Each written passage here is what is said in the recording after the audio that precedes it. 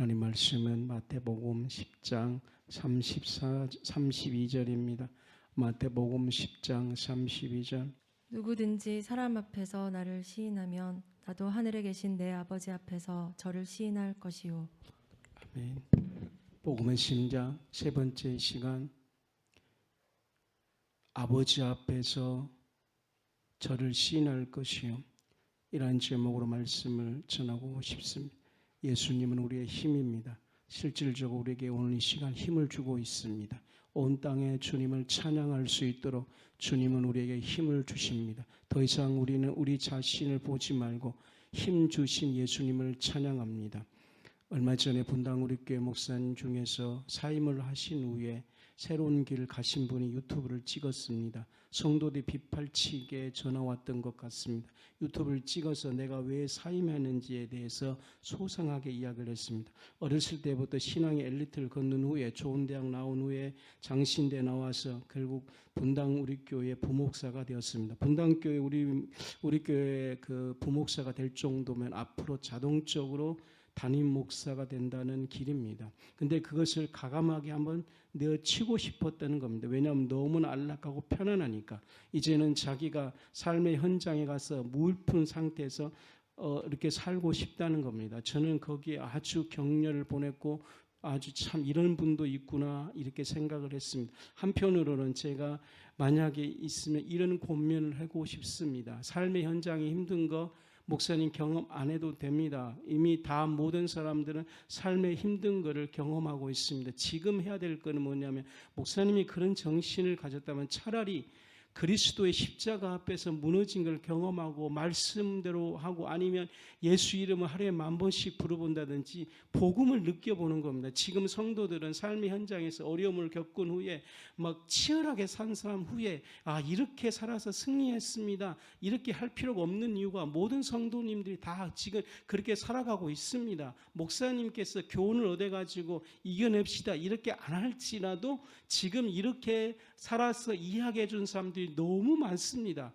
지금 성도님들과 모든 사람들이 지금 필요한 것은 고난의 현장에서 그런 것을 경험하는 것이 아니고 진짜 복음 앞에 회개하고 그리고 무엇보다 왕이신 하나님께 막 예배드린 그래서 막 심령 회복되어지고 하나님만 붙들고 마음을 다하고 뜻을 다하고 전심으로 하나님을 찬양하고 하나님을 갈망하고 하나님을 예배한 후에 자기 안에 일어나는 성화, 죄 죽이기 정말 이런 변화의 간증을 듣기를 원하는 것입니다.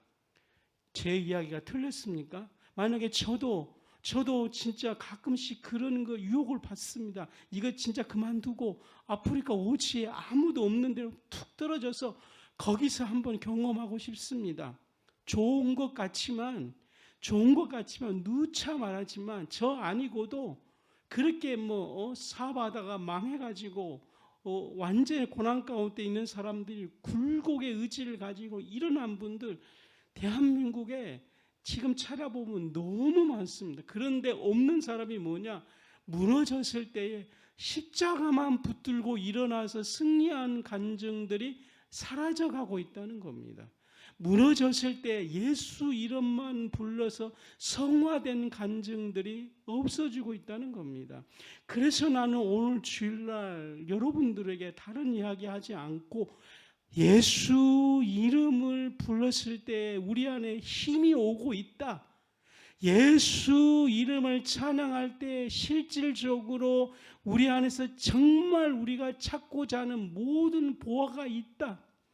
이것을 내가 막 경험하고 막 선포하고 성도님들 안에서도 그것을 지금 부여받길 원합니다.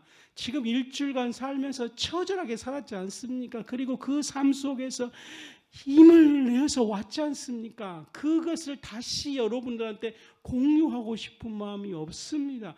차라리 내려놓고 우리 전심으로 하나님만 예배합시다. 하나님만 경배하십시다. 그랬을 때 오는 그 힘을 받아서 이 힘이 얼마나 우리를 강건하게 하고 이 힘이 얼마나 우리를 지금 소생시키는지 실질적으로 경험해서 오늘 예수님 앞에 주님 주님만이 주님이십니다 라고 고백한 후에 안에서 주님, 그러면 내가 십자가를 지고 가겠습니다, 이런 자원한 심령들이 우리 안에서 경험되기 시작한다면 우리는 오늘 복음의 심장 안으로 들어가는 것입니다. 특별히 10장에서 예수님께서는 12사도를 부르시고 뭘 하셨냐면 양육을 먼저 하십니다. 주님 앞에 나가서 먼저 뭐가 필요하냐면 부르심이 필요합니다. 오늘 사모하는 심령에게 주님이 우리를 부르실 것입니다. 부르심이에요. 그래서 제가 이 앞주에도 말한 같이 인생은 하나님께 대답하는 거예요. 어떻게 대답하냐에 따라서 그 삶이 틀려지는 것입니다. 죄인은 하나님께 부르셨을 때 답하지 못했습니다. 그러나 예수의 보혈로 깨끗함을 심령 받은 사람이 하나님께 부르심을 받을 때 그 마음이 하나님 아버지 이렇게 심령이 외치기 시작하는 겁니다. 그런데 오늘은 예수님이 오셔서 뭐라고 부르셨냐면 사도로 부르심을 받았다는 거예요. 사도는 보내심을 받는 자. 사도는 보내심을 받는 자. 우리는요 꼭 사도가 아니어도 다 보내심을 받습니다. 고난을 겪었으면 그 삶 가운데 이야기하면 그 공동체 안에서 지난날 내가 얼마나 어렵게 산지 알아? 라고 말할 때 그 사람은 그 어려움을 보내심을 받는 이야기를 계속하는 거예요. 상처를 계속 이야기하는 것도 어쩌면은 그 자기 부르심을 받는 것과 보내심을 받는 것과 똑같습니다. 늘 힘든 이야기하면 그도 힘든 일을 일생 동안의 사도처럼 잘못된 사도의 이야기를, 사도의 삶을 사는 겁니다. 그런데 오늘 우리는 주님으로부터 복음의 사도로 부르심을 받는 겁니다. 서두에 설명하는 것처럼 그 목사님이 어쩌면 이제 삶의 투정에서 치열하게 배신도 당하기도 하고 절망당하기도 하고 또 그 절망 가운데 의지를 당해서 이겨냈다면 그는 의지 이야기를 계속하겠죠. 그걸 할 수밖에 없어요. 보내심을 받은 거예요. 이겨가지고 의지로 승리했다는 것을 전하는 자예요. 그런데 우리는 오늘 그런 거 말고 예수 이름 앞에 무너지고 회개해서 얼마나 달라지는 것들을 경험한 다음에 이것을 전하기 위해 전파하는 보내심을 받는 삶을 살도록 주님으로부터 부르심을 받자는 것입니다. 주님으로부터 부르심을 받도록 요청하십시오. 주님 나를 불러주십시오. 계속해서 이건 응답받아야 되는 겁니다. 실상 구원도 부르심입니다.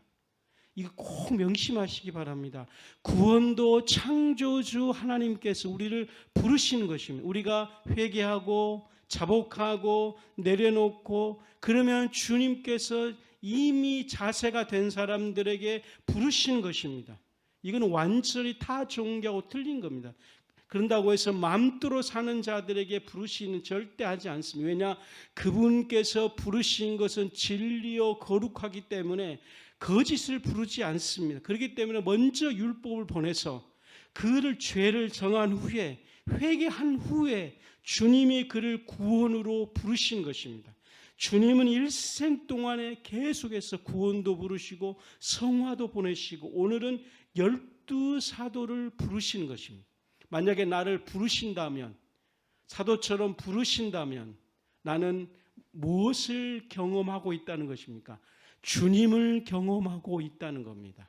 그 경험한 주님을 이야기할 때 우리는 보내심을 받는 삶이 되는 겁니다. 그러므로 저는 설교학에서 말하는 것처럼, 청교도 목사님께서 말하는 것처럼 설교는 보내심을 받는 자입니다. 설교는 당신이 주님으로부터 보내심을 달라고 기도한 후에 수많은 하나님에 대한 경험을 이야기하는 것입니다. 그때 당신은 진정한 설교자가 되는 겁니다. 설교일 뿐 아니라 오늘 우리 성도님들은 다 주님으로부터 부르심을 꼭 받도록 그분에게 요청하십시오. 나로 사도로 보내주십시오. 나로 이 복음을 전하는 자로 보내주십시오 라는 기도가 필요한 것입니다. 12제자를 부른 후에 그 다음에 하신 것이 바로 양육입니다. 가르침을 받아야 되는 겁니다. 케리그마, 주님으로부터 지정이 전인격적인 모든 삶의 가르침을 받아야 합니다. 일생 동안에 우리는 주님으로부터 양육을 받아야 되는 것입니다. 이 양육이 정말 중요합니다. 이미 요한일서에서는 선생님 필요 없다. 성령이 오시면 모든 것을 가르쳐 주신다 그랬습니다. 사도행 1장 8절에 기다리십시오. 성령님이 오실 것입니다. 성령님이 오시면 여기서 권능, 힘이라고 말하는데 바로 하나님의 양육 안에 들어가서 가르침을 받는 후에 그 가르침을 지킬 수 있는 모든 힘, 그 권능을 주신다는 것입니다. 주님이 이 땅에 십자가로 우리를 위해서 구원뿐 아니라 중요한 것은 우리를 양육하러 오신 것입니다. 사람은 배운 만큼 변화되는 것입니다. 사람은 배운 만큼 그 삶이 전환되는 것입니다. 이 배움은 그분으로부터 양육받은 것입니다. 주님 앞에 고백하십시오. 주님, 나를 양육시켜 주십시오. 자원한 심령 속에 양육해 주실 것입니다. 그 다음에 전도를 위해서 파송인 것입니다. 그리스도는 우리를 위해서 일생 동안에 나를 파송시키는 것입니다. 놀라운 축복이죠. 꼭 파송이라고 말할 때 자리를 뜬다고 생각하지 마십시오. 머물러 있는 것도 파송입니다. 저는 이곳에 머물러 있는 곳이 파송입니다. 만약 이것이 없다면 저는 이제 25년 가까워지고 있으니까 너무 많이 했잖아요. 그러면 나는 이제 파송받을 거예요. 그럼 여러분 어떻게 할 거예요? 걱정하지 마십시오.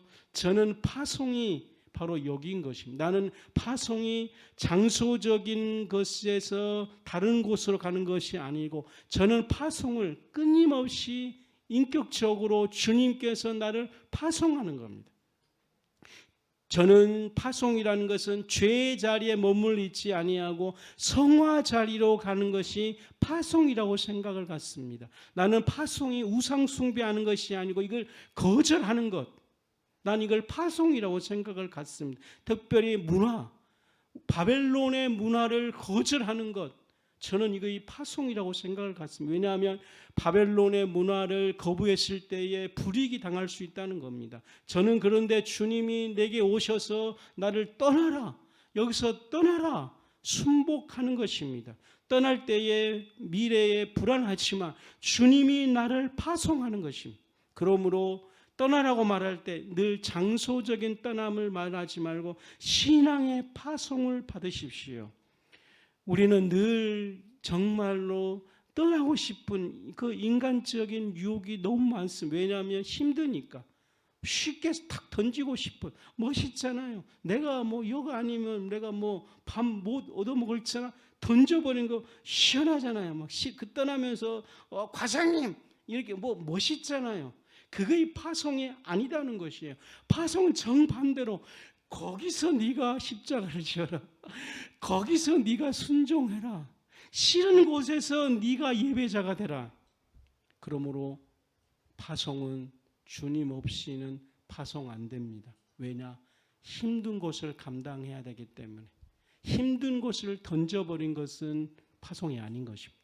힘든 곳을 십자가 지는 것이 파송인 것입니다. 그러므로 파송되도록 인격적으로 예수 그리스도를 경험하십시다. 파송하면 파송의 노래도 있지 않습니까? 주님이 우리를 파송해 주실 것입니다. 그런데 너무 감사해요.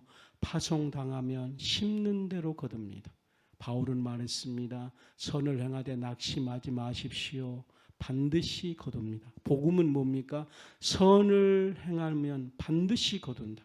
여러분에게서 복음이 뭡니까? 선을 행하면 반드시 거둔다. 선을 행하면 반드시 거둔다. 이 믿음이 필요한 것입니다. 진리를 행하면 반드시 거둔다. 우리 때에 안 거둬도 괜찮습니다. 순교자들은 당시에 못 거뒀습니다. 그러나 그들이 떠난 후에 그 땅에서 열매를 맺었습니다. 그분들이 왜 순교했습니까? 거둔다는 이 믿음을 가졌기 때문에 그렇습니다. 그러므로 또 다른 메시지를 보십시오. 이렇게 이걸 시인하는 거예요. 부르심을 받고 양육하고 파송받으면 10장 32절에 사람 앞에서 시인하는 행위가 이 세 가지인 것입니다. 사도가 되십시오. 주님 앞에 양육을 받으십시오. 파송을 받으십시오. 이러면 많은 사람들 앞에 주님을 시인한 겁니다. 이거 왜 중요하냐면 우리가 이런 삶을 해서 주님을 시인하면 하늘에 계신 아버지 앞에서 예수님께서 우리를 시인해 주는 것입니다. 예수님의 인정한 사람은 망하지 않습니다. 예수님이 인정한 사람은 너무나 확고하는 것입니다. 예수님이 보증한 사람은 너무나 확신합니다. 10장 32절의 축복을 누리십시오. 10장 32절 안으로 들어가서 이 복음을 누리십시오. 주여 나로 하여금 사람들 앞에 이 세 가지를 하게 해주십시오. 사도로 보내심을 받는 자가 되게 해주십시오. 주님 앞에 일생 양육받는 자가 되게 해주십시오. 주님 앞에 양육받지 않으면 자기의 틀 일생 못 벗어납니다. 특별히 나이가 들어가면 들어갈수록 지난날에 자기가 가지고 있는 고집을 증명하고 싶어하는 뇌의 호르몬이 나오는 것입니다. 그러므로 저는 윤석열 대통령을 보면서 욕하지 않는 이유가 나이가 들어가면 들어갈수록 자기 안에 있는 고집을 포기하는 것이 아니고 증명하기 위해 더 에너지를 쏟는 것이에요. 만약 이것이 여러분들이 틀렸다고 말하면 막 천불 날 거예요. 잘못한 거 사고하면 얼마나 좋겠습니까? 그러나 인간은 그렇지 않아요. 자기가 가지고 있는 잘못되고 또 잘못되고 더 잘못되는 것들을 고집스럽게 마음에서 내가 이 길 가서 반드시 성공해서 보란듯이 보여줄 거야. 이걸 만약 사업가가 가진다면 가치는 아내는 죽습니다, 여러분. 절대 포기하지 않습니다. 더 5번 망해도 6번째 더 막 앞에 있는 마약처럼 보입니다. 이거이 무서운 거예요. 그래서 주님 앞에 양육을 자원해서 받아야 돼. 우리가 구원의 갈망을 받는 것처럼 나이가 들어가면 더 들어갈수록 이 양육을 더 받아야 됩니다. 그래야지 자기가 가지고 있는 틀이 얼마나 죄의 유전에서 온 것이며 잘못된 율법에서 왔다는 걸 뼈저하게 느끼기 시작하고 그 틀을 바꾸기 시작하는 겁니다. 그것이 사람 앞에서 주님을 시인하는 거예요. 그러니까 이거 진짜 목회자들에게 너무나 필요하거든요. 목회자의 고집대로 나이가 들어가면 들어갈수록 그러므로 우리는 더 갈망해서 양육을 받으십시다. 이거의 사람 앞에서 시인하는 거예요. 내가 양육받아서 변화된 거, 내 고집 끊을게. 사람들이 놀라는 거죠. 어떻게? 그러니까 다시 어떻게요?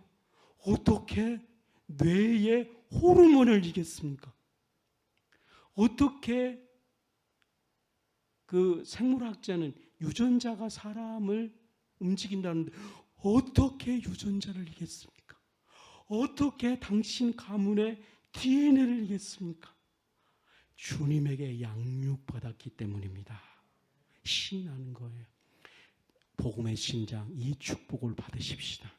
믿음대로 될 것입니다. 그러면 그리스도께서 아버지 앞에서 시인을 해 주는 것입니다. 권능을 꼭 받으십시다. 그리고 제자를 뽑는 후에 주님께서 권능을 주셨음을 믿으십시다. 12제자를 양육시킨 후에 주님께서 뭘 주셨습니까? 사도를 부르시고 양육하고 파송하고 권능을 주셨습니다. 힘을 주셨습니다. 지혜를 주셨습니다. 이길 수 있는 모든 것을 주셨습니다. 이걸 꼭 사용하십시다. 권능을 주셨다는 것은 뭘 의미하냐면 방황하지 말라는 것입니다. 다른 말로 다른 곳에 가서 끼웃끼웃하지 말라는 겁니다. 다른 곳에 가서 뭐가 있을 것이라고 하지 마십시오. 이미 그리스도 안에서 다 포함되었기 때문에 그 자리에서 이를 악물고 예배만 하고 있으십시오. 제가 지난 한 5년 동안 하는 행위는 바로 딱 이거예요. 끼웃거리지 않았습니다. 다른 방법 사용하지 않았습니다. 이 악물고, 물론 사단이 와서 끊임없이 저주를 주고 율법으로 약함을 건드렸습니다마는 물론 거기에 현혹된 조 있지만 제 중심은 물론 연약함으로 현혹될 수 있지만 내 중심은 다른 데 방황하지 않고 초점을 하나님에게 맞춰서 이미 주었기 때문에 대가를 주님이 지불했은 것입니다. 나는 그것을 끊임없이 예비하고 찬미하는 것입니다. 그러므로 여러분들에게 적용하십시오. 다른 곳에 끼웃거리지 마십시오. 이미 그리스도께서는 다 있었기 때문에 그냥 예배하고 있고 전심으로, 물론 24시간 할 수는 없지만은 좀 정신 차릴 때 고백하십시오.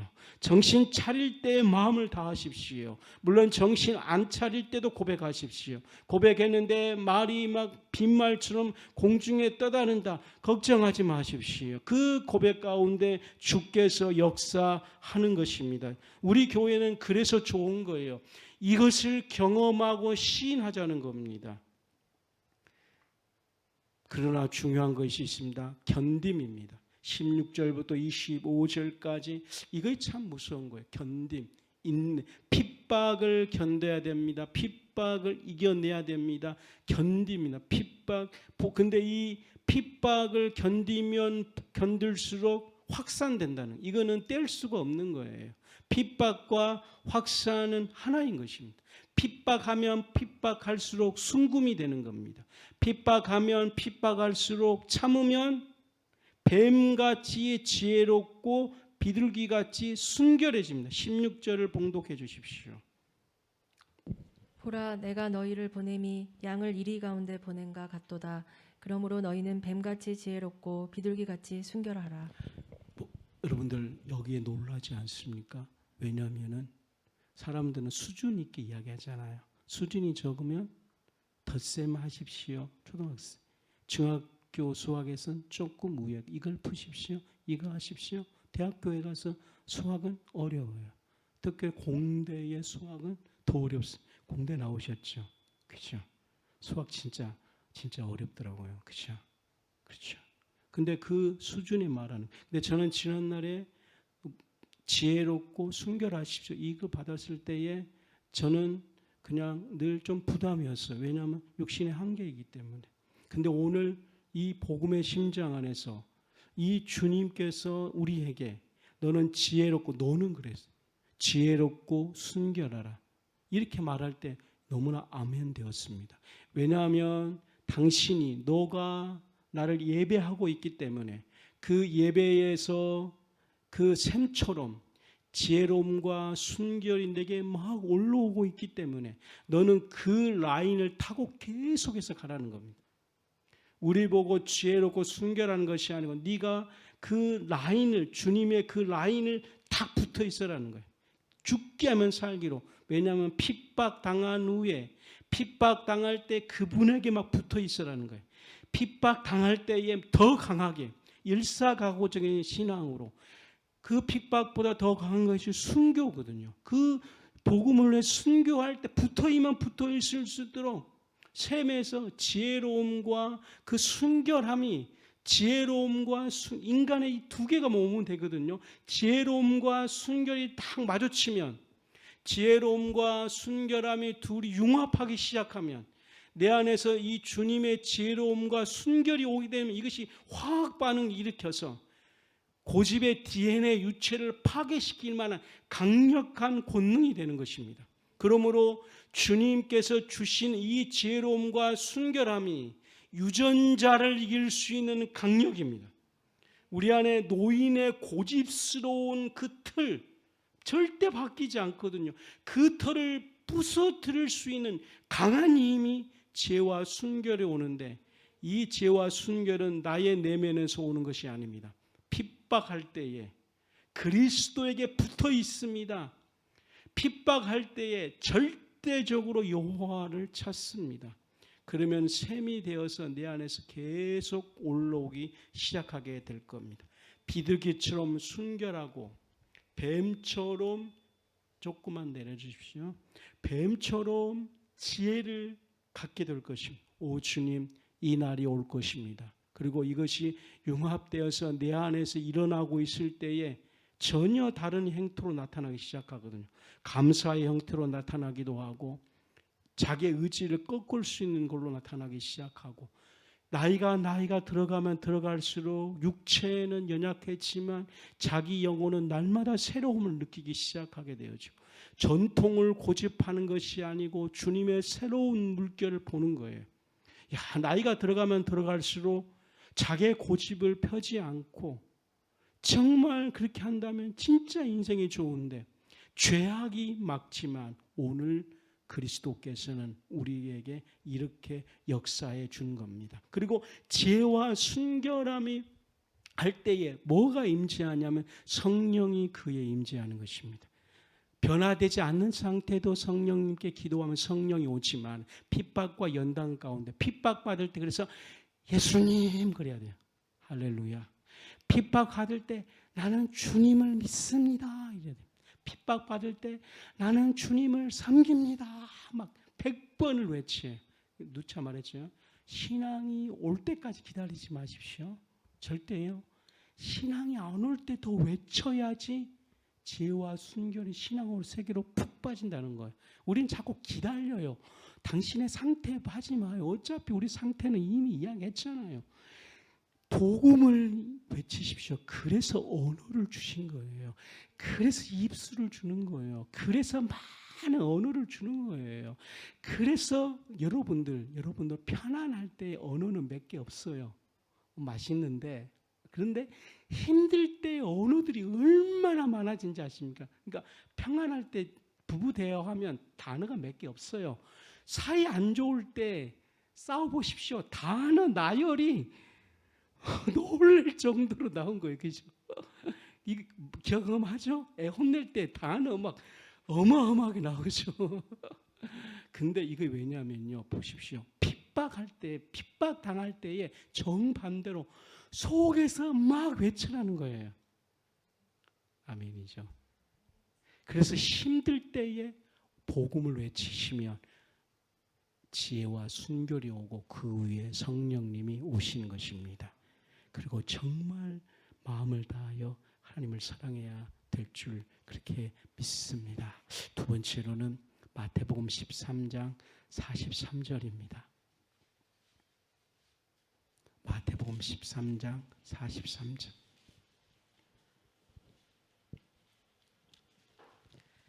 그때 의인들은 자기 아버지 나라에서 해와 같이 빛나리라.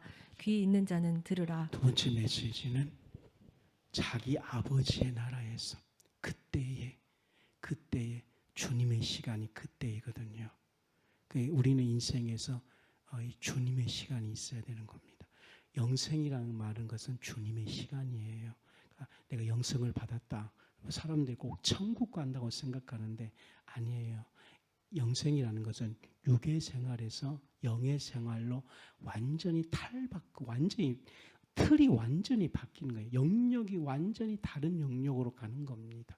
틀 자체가 틀려지는 거예요. 관념 자체가 완전히 뒤바뀐 것입니다. 깨뜨려서 짓밟아서 완전하게 엉겨진 상태거든요. 그러니까 당신 영생을 가졌습니다. 그러면 당신은 완전히 깨트려지고 밟아서 완전히 뭉겨진 상태입니다. 얼마나 좋습니까? 자기의 관념이 완전히 깨트려진 것을 말하는 거거든요. 그래서 이 영생을 가졌을 때 그 말은 그때 주님의 시간이라는 거죠. 우리 인생 가운데 이 주님의 시간이 너무나 필요합니다.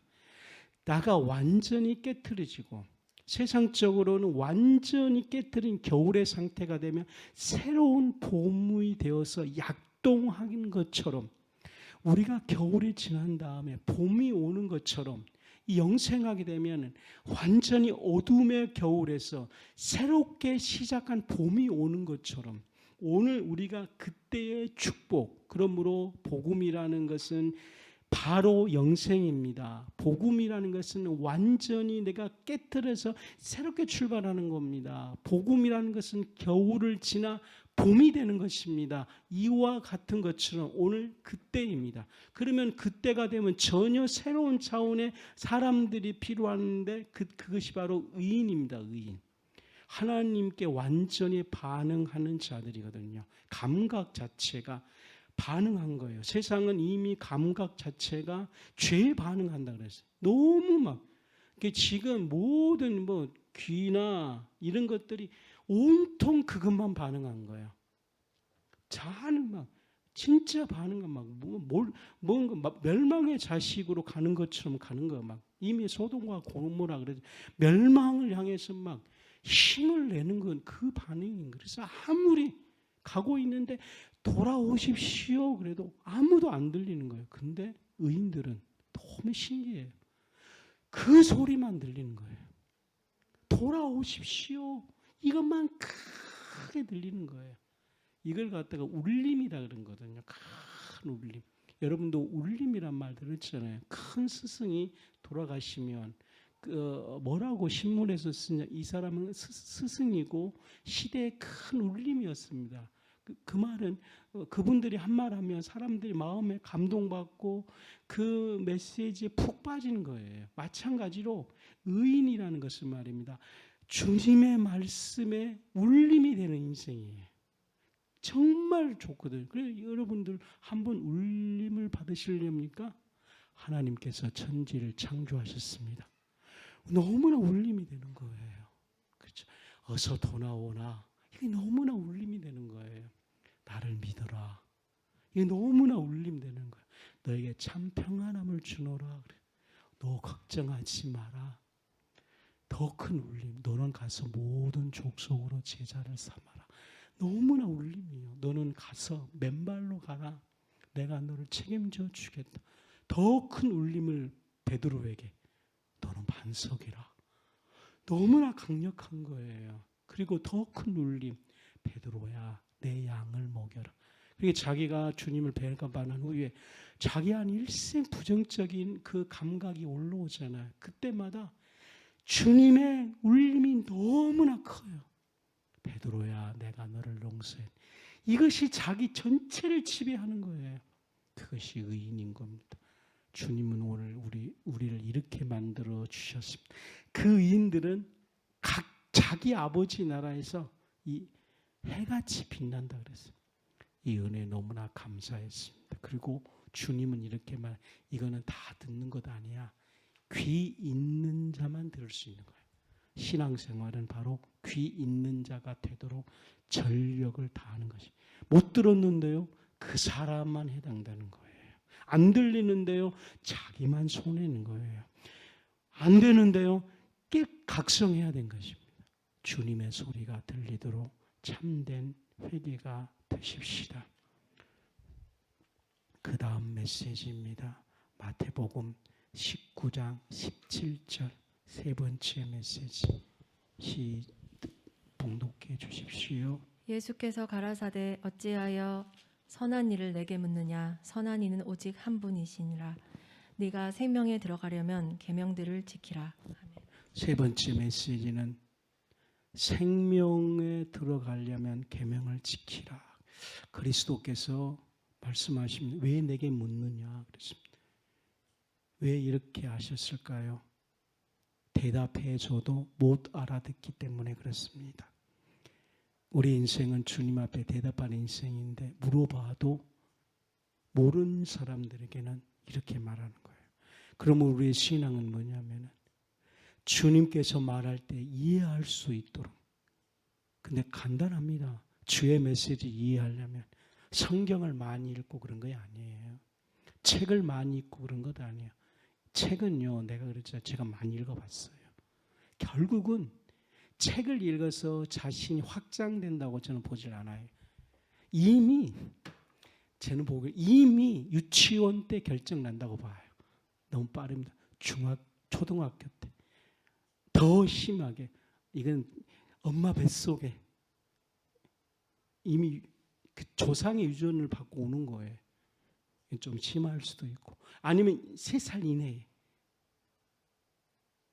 근데 그 책은 자기가 가지고 있는 그 신념을 확인해 가는 거예요. 혹시 여러분들이 책을 딱 보는데 재미없죠?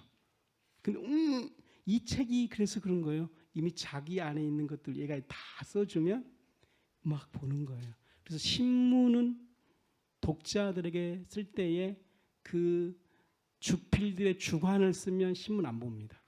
근데 자기의 독자들이 생각 속에 있는 것들을 딱 써놓으면 읽고 박수치고 그 신문을 기꺼이 사줍니다. 계몽시킨다 그러면 절대 안 읽고 안 삽니다. 귀 그는 거예요. 이틀 말입니다. 이틀. 그래서 이틀을 어떻게 복음의 이틀을 깨뜨리는 거예요. 책을 깨면 뭐 스승을 통해서 많이 가르침 아니에요. 이미 고난, 말도 안, 경험 절대, 나이 많이 들어간 것 절대, 학문 절대 아니에요. 우리의 틀은 복음 안으로 들어가야 돼요. 십자가 앞에서 무너져야 돼요. 그리스도의 복음을 외쳐야 돼요. 그래서 주님은 오늘 뭐라고 이렇게 말하냐면, 네 선한 일을 내가 백날 이야기해도 관심 없다는 거죠. 어떻게 해야 됩니까? 이 생명에 들어간다는 그거거든요. 생명으로 들어간다 이거예요. 생명 안으로 들어가야지만 우리가 싫은 소리를 할 때 그게 아멘이 되는 거예요. 하나님께서 너 그렇게 살면 안 돼 할 때 그것이 자기에게 막 은혜가 되고 감사가 되는 거예요. 이 생명 안으로 들어가는, 주님이 오셔서 우리에게 하고 싶은 건 생명 안으로 들어가는 거예요. 그러려면 뭘 지켜야 되고요? 계명을 지켜야 된다는 거예요. 계명이라는 것은요, 율법을 말하는 것 아니에요. 계명이라는 것은 뭐 어떨 때 계명이 형성되냐면요, 주님이 내게 왕이 됐을 때에 그분이 말하는 것을 절대적인 것, 그게 계명이에요. 계명이라는 것은 율법이고 뭘 지키고 순종하고 일찬양이 아니고 이런 게 아니고 절대적이 될 때예요. 오직 그것밖에 없습니다라는 마음이 막 철떡같이 될 때가 계명되는 겁니다. 이 계명이 안 되고 있는 거예요. 그러니까 제가 오늘날 이 신학생들이나 이 특별히 교육전도사님들 볼 때에 하나님이 자기에게 주신 말씀이 계명이 안 되는 거예요. 계명이. 요즘은 큰 교회도 교육전도사가 없답니다. 교육전도사님들 보통 뭐 70만 원 정도 이렇게 주거든요. 이제 500명 되는 데가 교육전도사들이 없대요. 신학생이 없어졌나? 그랬더니 아니래요. 교회 가면 60만 원밖에 안 주기 때문에 알바를 한답니다. 일반 알바. 그래가지고 큰 교회에서는 이제 부목사님 중에 사모님, 은사 있는 분들을 이제 교육전도사로 한대. 야, 이거 보통 큰일이에요. 뭘 의미하냐면 신학생들이 계명이 안 되는 거예요. 주님의 말씀이. 이제는 그냥 먹고 사는 문제만 되는 거예요. 이제는 이제 이 저울질하는 거예요. 이제 큰일이구나. 제자들께 잘 오셨어요. 저희 교회 학교는 절대적으로 계명되었습니다. 근데 어떻게 해야지 계명됩니까? 주님이 내게 왕 됐을 때, 그때 그분이 내리는 명령들이 절대화되는 거예요. 그때에 뭐가 된다고요? 바로 생명 안으로 들어가는 거예요. 생명 안으로가 헤엄쳐야지만 그분의 말씀이 크게 들린 겁니다. 네 번째로는 제가 보겠습니다. 마태복음 20장 26절로 27절 네 번째 메시지, 으뜸이 되는 자. 복음은 우리에게 말합니다. 네가 으뜸이 되고자 하느냐? 종이 되어라 그랬습니다. 여기서 종은 노예를 말하는 것이 아닙니다. 여기서 종이라는 것은 어쩔 수 없는 환경 속에서 어쩔 수 없는 거, 그게 종이 아닌 거예요. 잘못 오해하고 있는 거예요. 양반과 쌍놈, 종, 이것이 절대 아닙니다. 그 종의 의지를 가지고서는 하나님이 말하는 종이 안 됩니다. 그런 노예 사고를 갖고서는 안 됩니다. 근데 지금 모든 사람들이 노예 사상을 갖고 있는 거예요. 어떤 사람들은 제가 복음에 머슴되겠습니다. 뭘 말하고 싶은지는 알아요.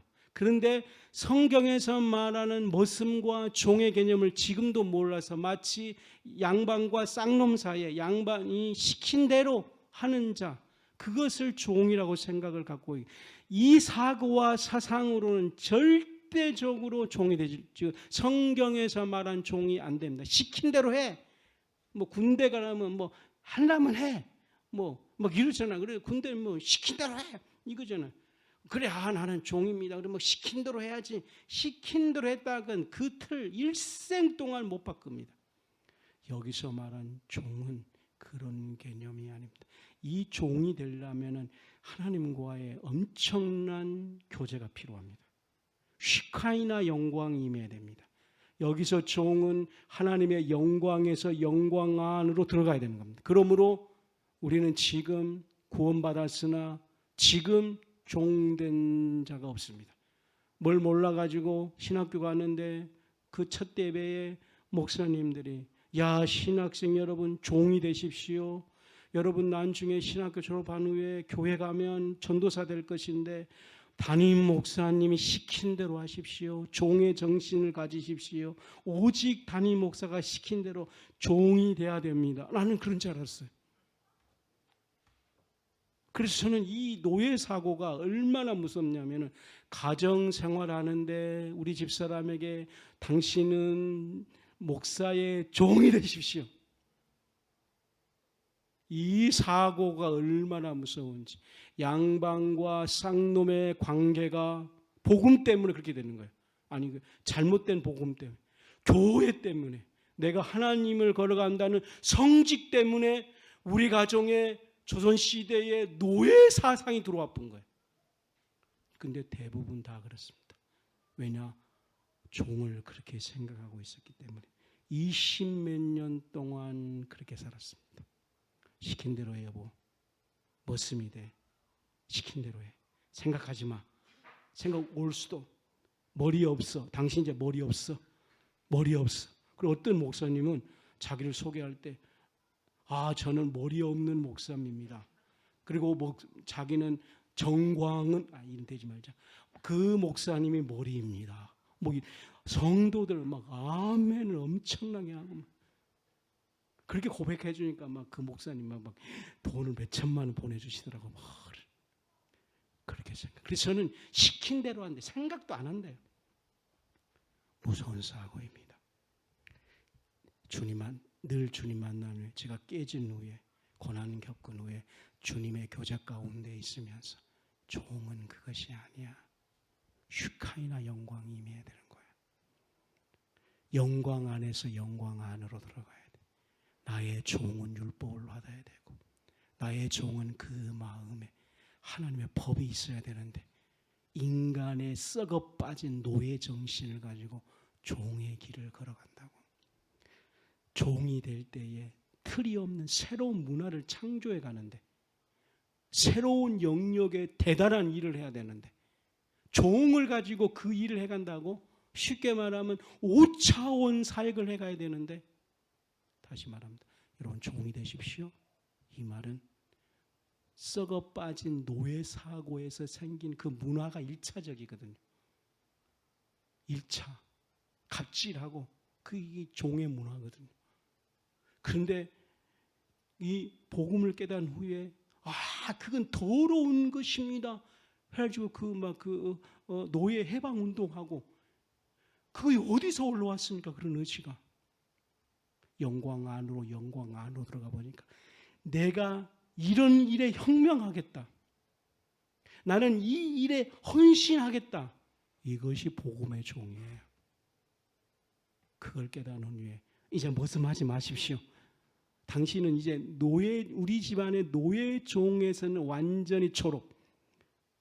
우리는 이제 새로운 혁명을 일으키는. 바울은 이걸 복음의 진보다 그랬어요.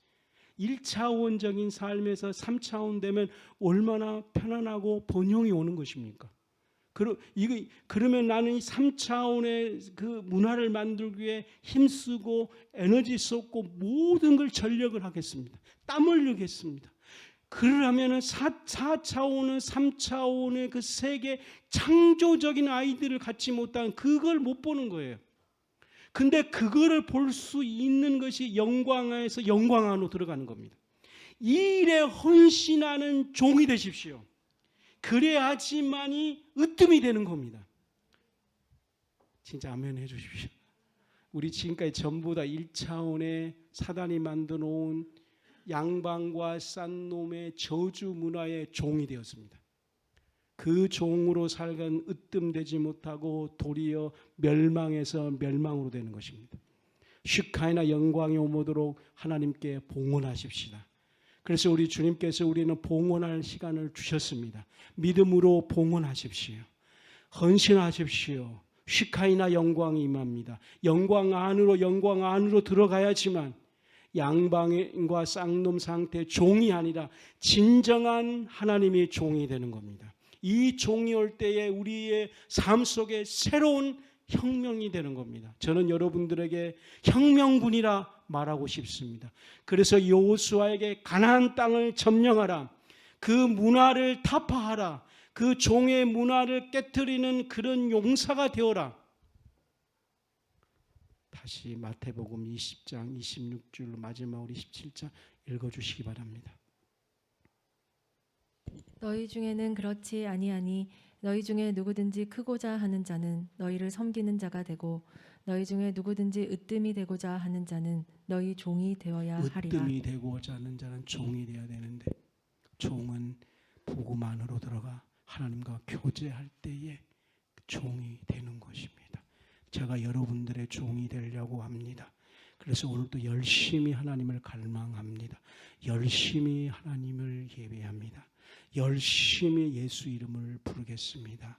마지막으로 아침에 일어나서 역시 기도 열심히 하니까 좋습니다.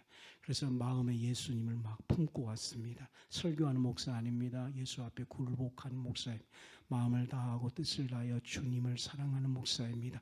그래서 여러분들이 저한테 와서 뭘 봅니까? 딱 하나 보십시오. 예수님을 사랑합니다. 예수님을 높입니다. 복음이 진짜입니다. 여러분들의 종이 되는 거예요. 그래서 제가 예수님을 높이니까 하나님 영광 안으로 들어가는 거죠. 그때 제가 여러분들에게 말합니다. 예수 이름으로 변화되십시오. 진짜 이거 아멘 하십시오. 왜냐하면 아침부터 막 얼마나 크게 기도했는지. 이게 이제 하나님의 생명을 먹고 오는 거거든요. 그러면 제가 언어로 여러분들을 축복하는 거. 죄를 이기십시오. 하나님을 열망하십시오. 하루에 1시간씩 기도하십시오. 성경을 보면 강한 울림이 되십시오. 마음을 다하여 순교자가 되십시오. 일사가고 신앙이 되십시오. 우상 숭배하지 마십시오. 좁은 길을 걸어가시는 여러분 되십시오. 건강하십시오. 특별히 여러분의 자녀에게 하나님의 축복이 있을 줄 믿습니다. 우리 변혜주 성도님에게 하나님의 축복이 있을 것입니다. 목사님 왜 저러지? 알면서 계속해서 축복할 거예요. 그래서 너무 좋아요. 설교 이제 마쳤습니다. 여러분 오늘 찬양할 기도할 때 종이 되도록 영광 안으로 들어가시고 회개하십시오. 지금까지 제가 노예 시대에 있는 그 사고의 종이 되었습니다. 이제 영광 안으로 들어가 복음의 종이 되면 으뜸이 된다 그랬습니다. 주님과 교제하십시오. 슈카이나 영광이 임하도록 기도합니다.